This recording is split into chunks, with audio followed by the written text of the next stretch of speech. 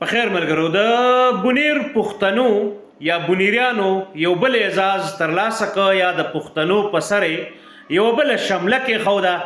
باید ستاینې وشي. نه صرف دغه موضوع تاسو ته وضاحت کوم بلکې ستاسو نه دا غوښتنه هم کوم چې دغه ډاکټرې محترم امیدوارې د فیسبوک پاڼه په کمنټس کې تاسو سره شریکوم. خامخا ځکه فالو کوي چې دا هم یو قسم تشویقول دي یا حوصله افزایی کول دي، انکرج کول دي. قصه دا ده چې د 19 والا د 2000 پورې کوم خلکو آل انډیا ریډیو پښتو سرویس اوریدلې نو هلته به یو کس راته پرکاش بونیری، نو په ما باندې ډېر ښه لګېده ځکه پښتو به ویله، نوم یې د هندوانو او بیا د بونیر نوم ورسره تړلی و یا بونیری ځان ته وایو. او د بونیر په سیمه کې اوس هم هندوان بلا ډېر دي او بلا ډېر دلته نه هندوستان ته هم تللی دي. نو هغه ښه تاثر راته رایاد شو د 90s هغه ښې ورځې راته رایادې شوې. پرکاش بونیری د دې ډاکټرې سویرا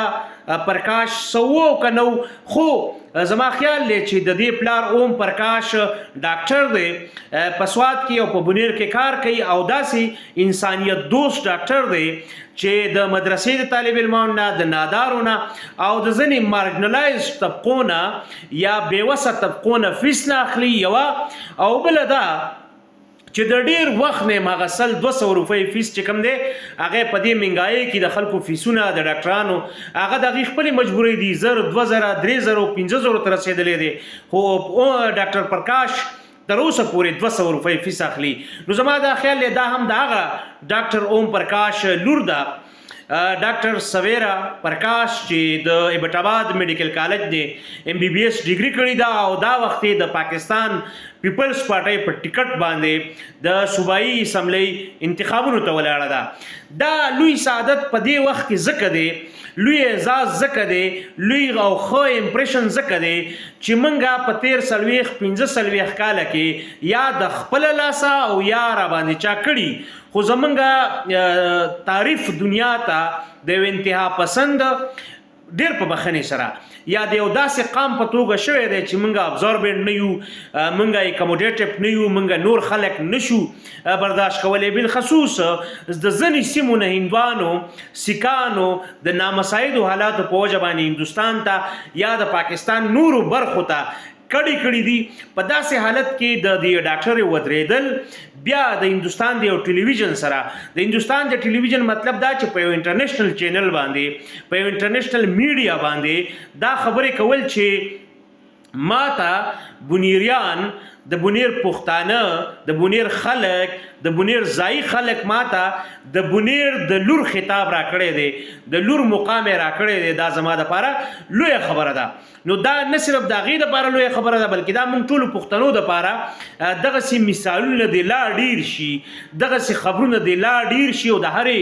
پښتني سیمې نه دې راشي چې هغه منفي تاثر چې یا خو موږ جوړ کړی دی یا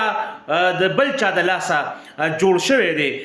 پکار ده چې د هغې په ختمولو کې د دې یو زره کردار به د دې خبرې خامخا وي. نو نه صرف دا اوس د پارټۍ دپاره، د پارټۍ د امیدوارۍ دپاره زه قطعا دا نشم ویلی چې ووټ دې خلک ورکړي، خو دا کم از کم ویلی شم چې څومره اخلاقي سپورټ، څومره ډیپلومیټک یا څومره سوشل میډیا باندې څومره سپورټ موږ ایکسټینډ کولی شو باید ورکو. زه ما تاسو ته وړاندې وي چې د فیسبوک پاڼه به په کمنټس کې، په لومبي کمنټ کې شریکه کما، خامخا فالو کوي. وجه دا ده چې دا هم یو قسم تشویق دی، دا هم یو قسم حوصله افزایی ده چې پښتانه یاران، دوستان، ځوانان ووټران هغه په څه ناڅه شکل کې ویلکم کي. باقي د هر چا خپل جماعت وي، خو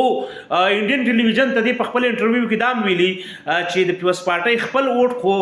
خامخا به خلک راکوي، ظاهره ده نظریاتي وابستګیانې، خو دا هم امید څرګند کړی دی چې ما ته به شاید د نورو سیاسي جماعتونو مترقي ترقی پسند خلک هم ووټ راکي یا خلک به ووټ راکي د نورو جماعتونو، او د هر امیدوار دا حق چې ووټ په یوه طریقه بله طریقه ترلاسه کړي. خبره دا ده چې یو خو ډاکټره ده، بله په دې ټولنه کې هسې هم ښځو ته که هغه مسلم دي او که نان مسلم دي، که هغه هندو مت دي، که مسلمانان دي، که سیک مت سره دي، یا که عیسایان به عیسائی برادري ده، نو ښځو ته ډېر کمې موقع میلاویږي. بل دا چې یو ایجوکیټډ ښځه، دریم پلس پوینټ دا چې زمونږ یو ښه مجموعي تاثر کې کردار لوبولی شي. نو دا درې څلور هغه غټ وجوهات دي چې دغسې خلکو خوشحالي نمانځل پکار دي، ستاینې پکار ده او سلبزایي پکار ده. اوس بیا دغه انټرویو تاسو په اب تک انډین ټلویزیون کتلی شئ. که دغسې قام بیدار وي او دې ته متوجه وي چې دا قسمه خبرونه د قام په مجموعي او راتلونکي ژوند ډېر ښه اثرات پرې باسي. او بل دا چې په ماضي کې یا په حال کې کوم منفي تاثر جوړ شوی دی، نو د هغه منفي تاثر په ختمولو کې دا قسم خبرونه ډېر مثبت ډېر پازیټیو رول پلی کوي. نو زما د دې 15-16 منټو مطلب د خبرو مطلب هم دا و چې دغې خور ته تمز اپ او سلبزایي ستاینه او نور ملګري دې ته رابلل چې همدا کارو کې، یعنی ستاینې په هر صورت چې وي. بېشکه ووټ زه نشم ویلی تاسو ته او نه حق جوړېږي او نه مناسب د چې زه ووایم، ځکه د هغې تعلق د یو خاص جماعت سره دی. خو دا کم از کم ستاسو دا درخواست کولی شم چې دا یو ډېر په دې زمونږ په لمن چې څومره تور داغونه لګېدلي دي، نو د هغې د سپینولو په ډېرو موقعو کې یوه موقع ده باید حوصله افزایي وکړو، باید فالو یې کړو، هلته ښه لفظونه، ښه فقرې، ښه تاثر ورکولی شو. دا نه صرف هغې ته بلکې نورو خلکو ته هم دا د زده کړې یو ښه موقع ده. او د دا دعا چې خدای دې وکړي چې د پښتنو د سیمو نه د نورو بلا ډېرو سیمو نه همدغسې خوندور ښه او زړه پورې خبرونه وخت په وخت باندې راشي. او دا معاشره، دا ټولنه،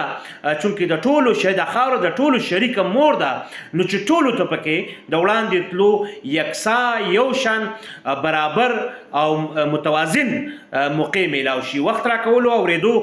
مننه، شریکولو درخواست او د اوږدو خبرو دپاره یو ځل بیا ستاسو د ټولو نه بخښنه کوم.